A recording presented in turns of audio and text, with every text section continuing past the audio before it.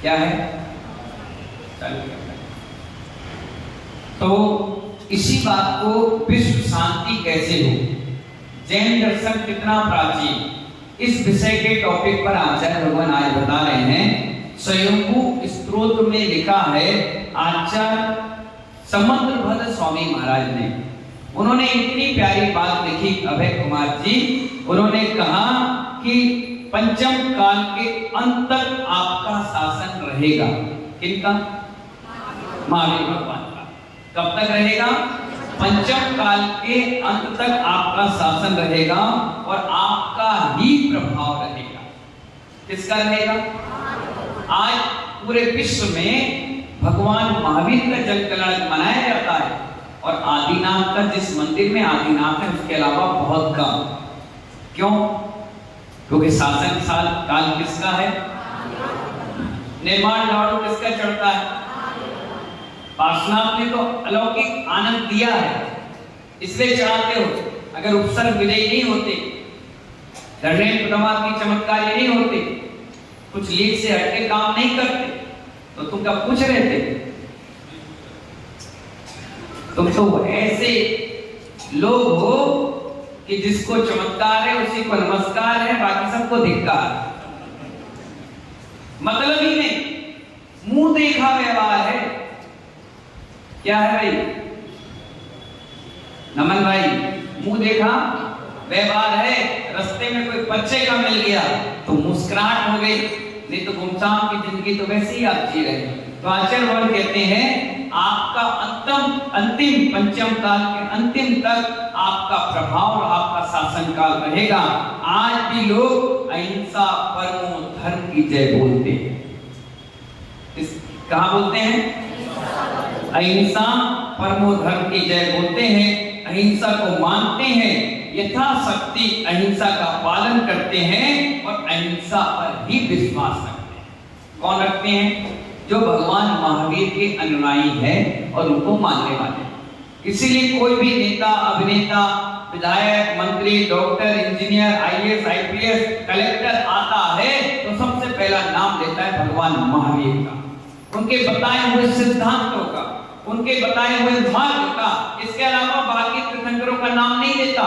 लेकिन हम भी उनकी तरह ऐसा ना करें, हमें भी सारे तीर्थंकरों का नाम लेना चाहिए, उनकी जीवन शैली को लोगों को बताना चाहिए। आचार्य भगवान कहते हैं 6 काल होते हैं। पहला कौन सा? जोर से बोलो। सुषमा सुषमा सुषमा सुषमा दुखमा, फिर दुखमा सुखमा, फिर दुखमा, इसमें तुम पैदा हुए हो, और फिर आने वाला है दुखमा। ये 6 काल है मानव, और ये सबसे बड़ा दुखमा काल चल रहा है। क्या चल रहा है? सिर्फ आपके मंदिर की पोजीशन ये नहीं है, हर मंदिर की पोजीशन यही है। क्योंकि काल कौन सा चल रहा है? दुखमा। ये मत सोचो कि मेरे पास पैसा है तो मैं बहुत बढ़िया हूं। जिसके पास ज्यादा पैसा होगा वो सबसे ज्यादा बीमार भी होगा। क्यों होगा बीमार? बताइए। कोरोना आया, कौन कौन गए? जितने पैसे वाले। गरीब तो नाक निकाला, अपने गमछा से पूछा, काम पे लग गए। और अमीर व्यक्ति को हल्की सी तुरंत डॉक्टर के पास। चले गए कहां? तुरंत डॉक्टर के पास। डॉक्टर साहब देखा छींक आ रही है, डॉक्टर ने नाक में उंगली डाली, चेकअप किया, अरे भाई साहब लक्षण दिख रहे। अब लक्षण कहते ही आधे मर गए। लक्षण कहते ही आधे मेंटलिटी मर गया। अब आधे बचे वहां अकेले बैठे बैठे। अब तुम जिंदगी की गिनती गिन रहे हो, है भगवान मुझे बचा ले, हे भगवान मुझे बचा ले। क्यों बचा ले? कल इससे लेना है, उससे देना। इतना सोना रखा, इतना पैसा रखा, मेरी बीवी है, मेरे बच्चे हैं, परिवार है, इसीलिए आपके अंदर डर है, इसलिए आप उल्टी गिनती गिनोगे, हे प्रभु मुझे बचा ले। इसके लिए नहीं कह रहे कि मेरा समाधि मरण और मेरे को दीक्षा मिल जाए, इसके लिए आपके अंदर डर नहीं है।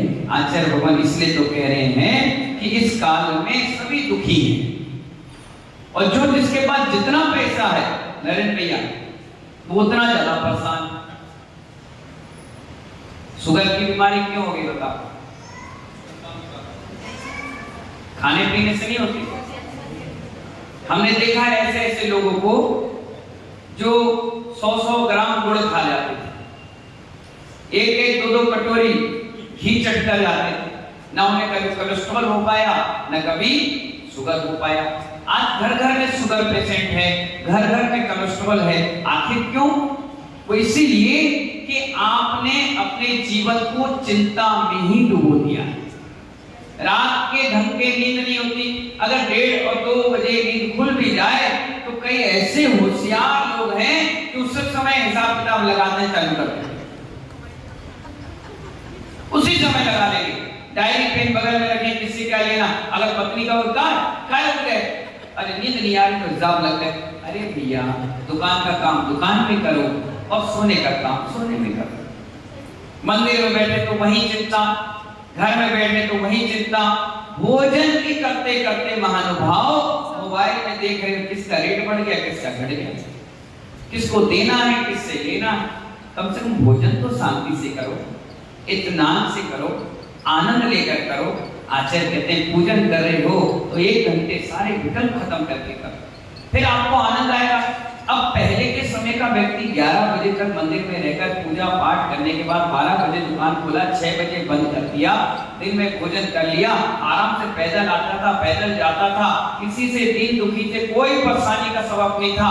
तो बुढ़ापा भी 80-90 साल तक बिना दवाइयों को गुजर गया। और आज के समय में बच्चा पैदा होता है तब से लेकर के मरते वक्त तक जेब में 150 कागज रखता है। सर्दी हो जाए तो ये दवाई, सिर दर्द हो तो ये दवाई, नाक दर्द हो तो ये दवाई, पेट में इंफेक्शन हो तो ये दवाई। ना जाने कितनी बीमारियां पैदा कर ली और कितनी दवाइयां तुम्हारे लिए बन गई। इसलिए आचार्य भगवान इसमें बता रहे हैं कि दुखमा काल है, कितनी कोशिश तुम कर लो कि दुख से बाहर नहीं निकल। कीचड़ में पैर फंस चुका है, अब तो परिणामों को ही संभालो। शरीर को संभालोगे तो परिणामों को बिगाड़ दोगे, और परिणामों को संभालोगे तो अगला भाव तुम्हारा अच्छा हो जाएगा और आप कुछ कर नहीं सकते। इसलिए आचार्य कहते हैं इस काल में 99% दुख है। सुनील भाई, दीपक भाई, कितने परसेंट? अब आप सोचिए 1% जो आप सुख समझ रहे हैं वो 1% है। सोचिए कितना सुख होगा 100% का।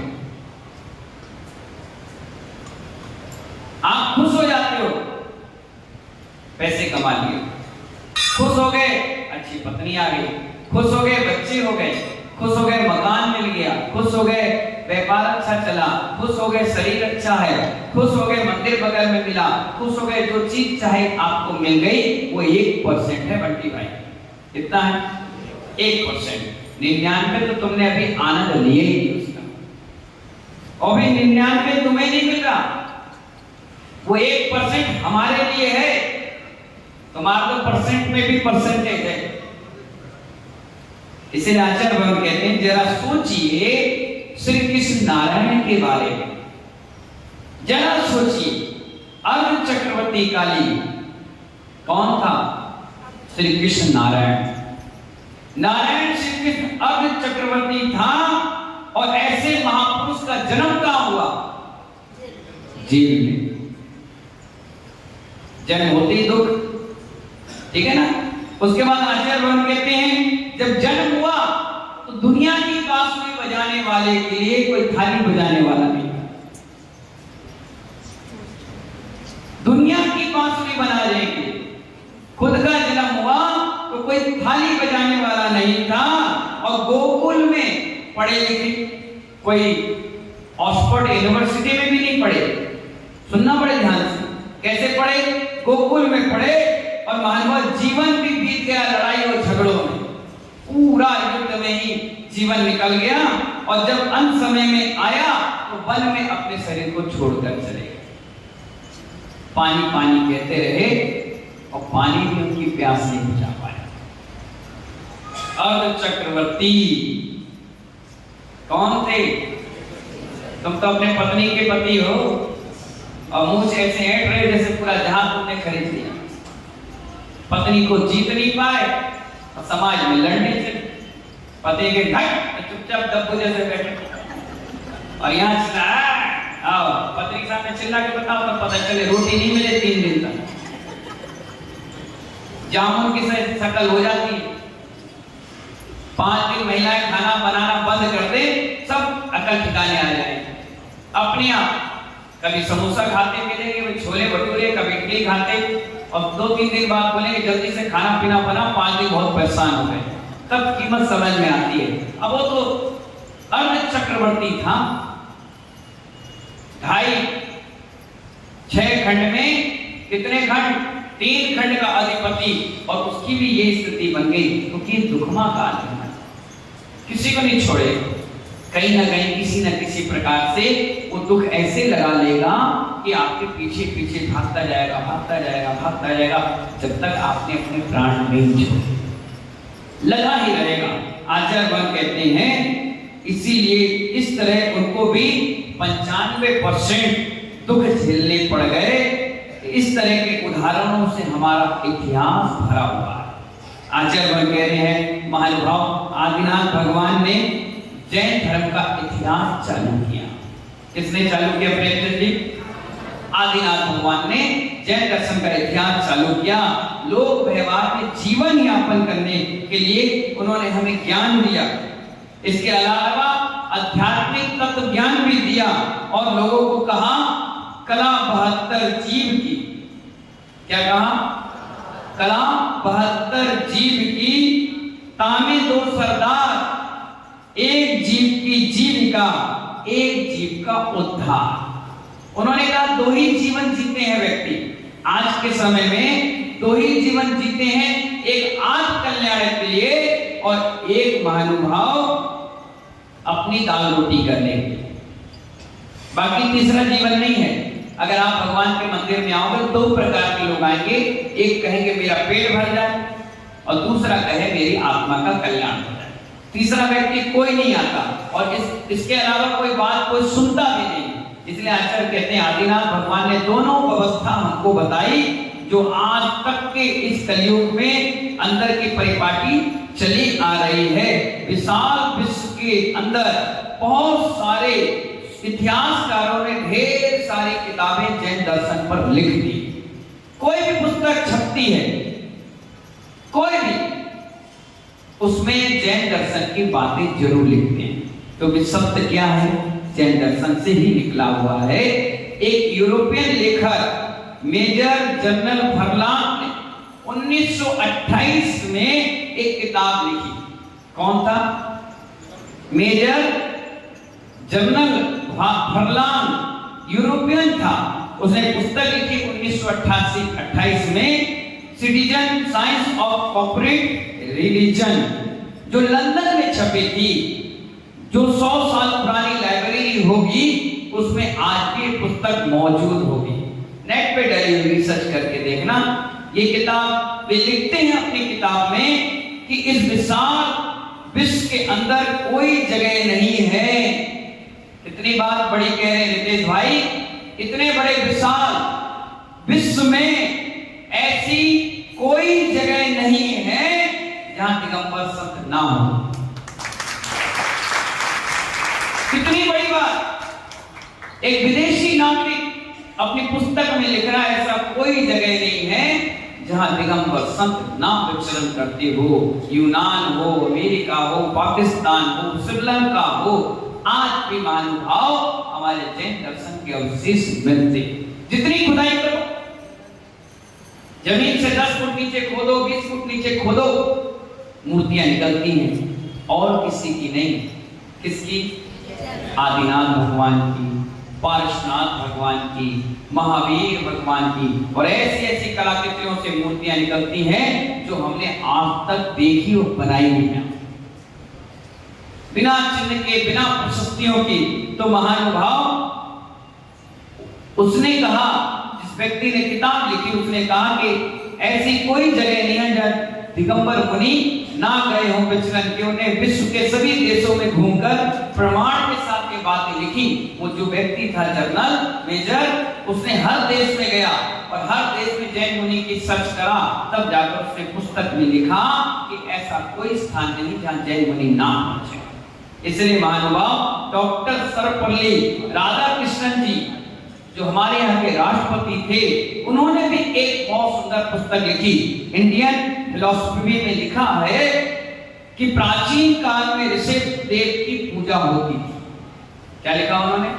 प्राचीन काल में ऋषभ देव की पूजा होती थी। जैन दर्शन बहुत ही प्राचीन धर्म है। कितनी बड़ी बात लिखी। किसने लिखा? जो इस शिक्षक दिवस में सर्व पल्ली राधाकृष्णन जी का नाम आता है, उन्होंने अपनी पुस्तक में लिखा। और पंडित जवाहरलाल नेहरू ने भी पीछे नहीं रहे, उन्होंने बहुत अच्छी बात लिखी। डिस्कवरी ऑफ इंडिया नाम की पुस्तक थी, उसके अंदर लिखा जैन लोग इस देश में 100% मूल निवासी हैं। क्या लिखा उन्होंने? 100% कोई मूल निवासी है तो हमारे दिगंबर जैन लोग हैं। इस तरह हजारों हजारों किताबें लिखी गई है महानुभाव। उन सब में जैन दर्शन की प्राचीनता का इतिहास लिखा गया है। जैन दर्शन के लोगों का इतना प्रभाव और गहरा प्रभाव था, इसका प्रमाण क्या है? उसके बारे में महात्मा बुद्ध ने अपनी पाली भाषा में एक पुस्तक लिखी है, त्रिपिटक नाम की एक पुस्तक है। उसमें लिखा है उन्होंने कि हे आनंद, क्या कह रहे हैं? जो शिष्य है, जो आनंद उनका, वो कह रहे हैं हे आनंद, अनंत भगवान की जो परंपरा चली आ रही है। क्या लिखा उन्होंने? क्योंकि ये आदिनाथ और महावीर की परंपरा नहीं है, ये अनंत भगवान की परंपरा है। आदिनाथ और महावीर तो इसी काल में है, जबकि अनादि से हमारे 24 तीर्थंकर हुए हैं और होते रहेंगे। तो वो कह रहे हैं त्रिपिटक पुस्तक में, हे आनंद, अनंत भगवान की जो परंपरा चली आ रही है उसी के अनुरूप मैं भी दीक्षा ले रहा हूं। सोच लीजिए, बुद्ध महात्मा ने भी दिगंबरी दीक्षा ली। उन्होंने अपनी पुस्तक में लिख दिया, हे आनंद, अनंत भगवान की जो परंपरा चली आ रही है उसी के अनुरूप मैं दीक्षित हो गया हूं। 28 मूल गुण का पालन कर रहा हूं, उनका मैं पालन कर रहा हूं। अब आगे मुझसे इन मूल गुणों का पालन नहीं हो सका है, इसलिए मैं मध्यम मार्ग स्वीकार कर रहा हूं। उन्होंने कपड़ा धारण करके पंचम काल में धर्म का उपदेश देना प्रारंभ किया। अब आप सोच लीजिए, दिगंबर, पैगंबर, बुद्ध, महात्मा, जीसस, इनका इतिहास अगर उठाकर देखोगे तो कहीं ना कहीं दिगंबर वेश को धारण किए थे।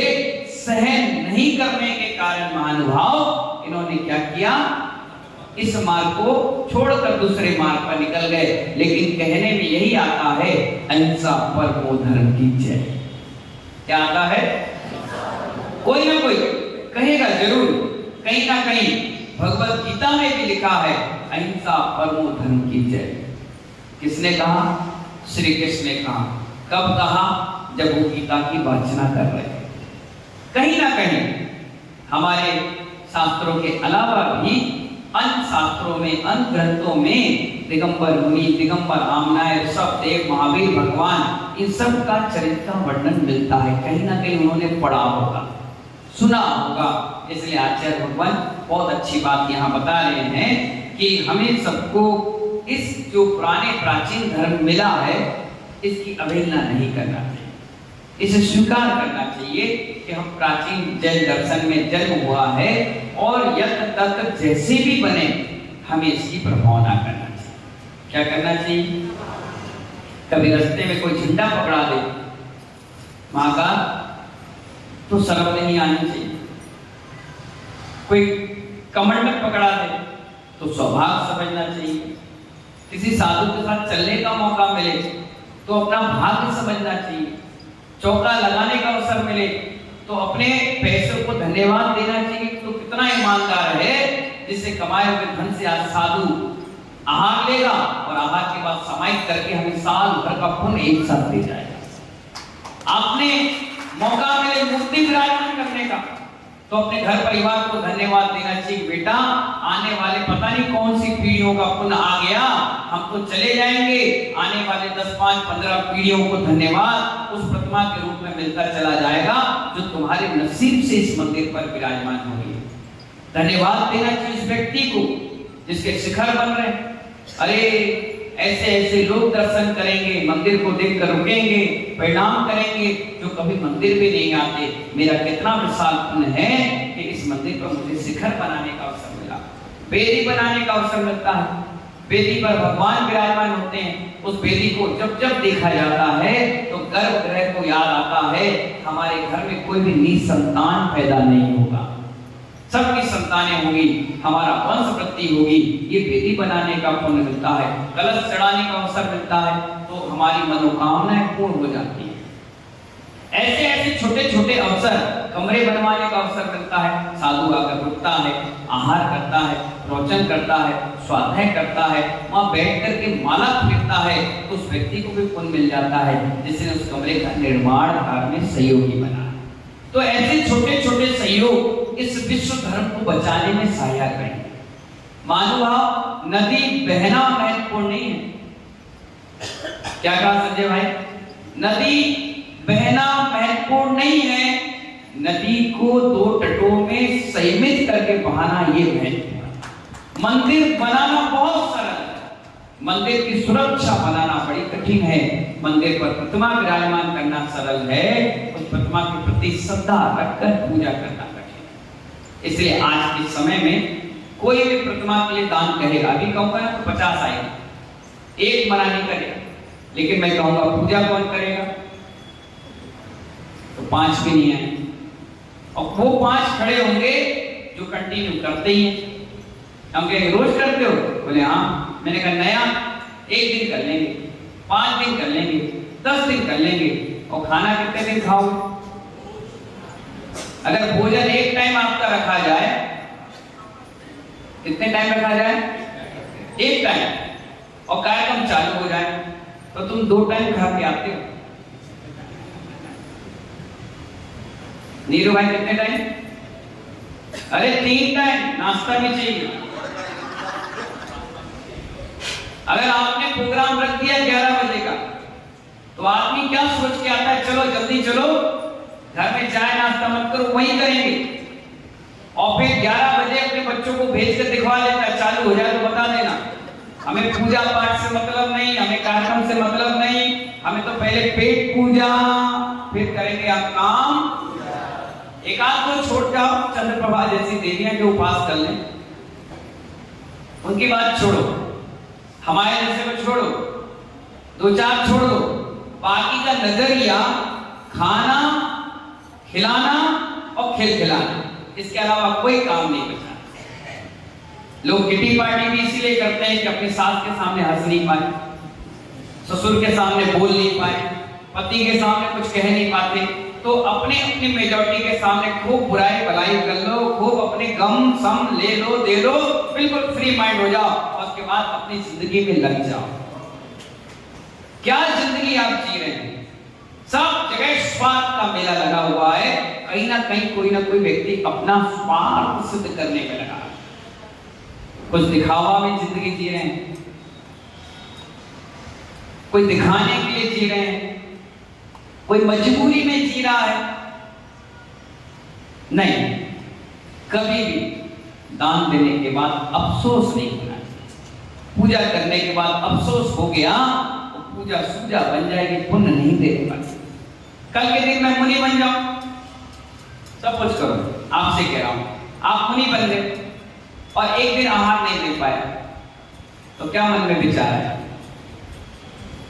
कैलाश जी क्या विचार आएगा? बताओ कैसे लोग हैं चौका नहीं लगाया, बताओ कैसे लोग आहार नहीं कराया, बताओ इससे अच्छा घर में होते, ये तो विचार करते। लेकिन सच्चा साधु जो होता है वो कहता है आज मेरे भाग में नहीं लिखा, कोई बात। हम मुरार में गए 10 दिन हमारे आहार ही नहीं हो पाए। आपके डबरी से तो गए महावीर जयंती के लिए, जब चंपाबाग में महावीर जयंती की और मुरार गए, सबने कहा बहुत बड़ी समाज है, चलो। जैसे पैर रखा, पहले क्लास में अंतराय, दूसरे दिन गए फिर अंतराय, तीसरे दिन गए फिर अंतराय, 10 दिन तक अंतराय हुआ और मेरे 1 साल भी नहीं हुए थे दीक्षा के।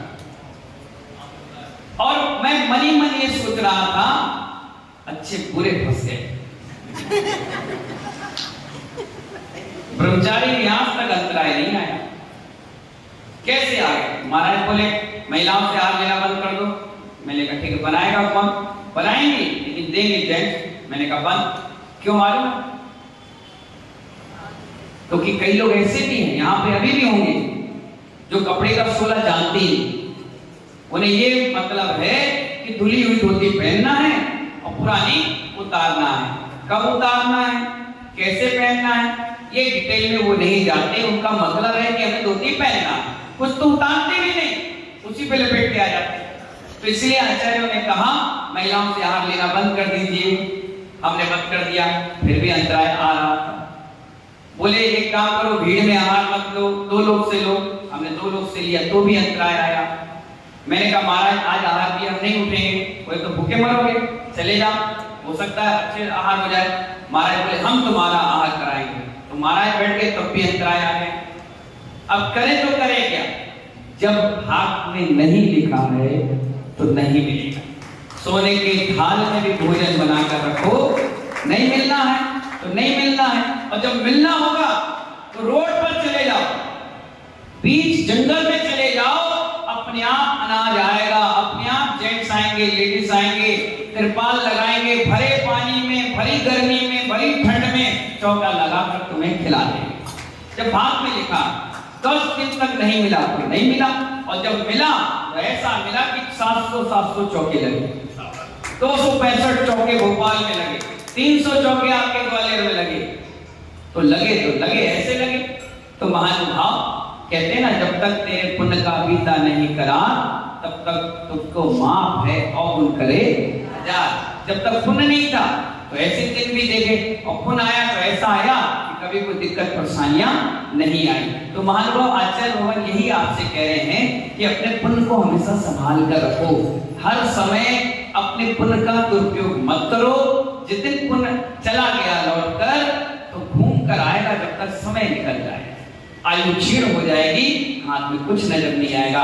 इन्हीं मंगल भावनाओं के साथ जैन दर्शन बहुत प्राचीन धर्म, जैन धर्म के सिद्धांत बड़े प्राचीन सिद्धांत, ऐसे सिद्धांतों को अंगीकार करके जीवन जिए। जय बोले महावीर भगवान की।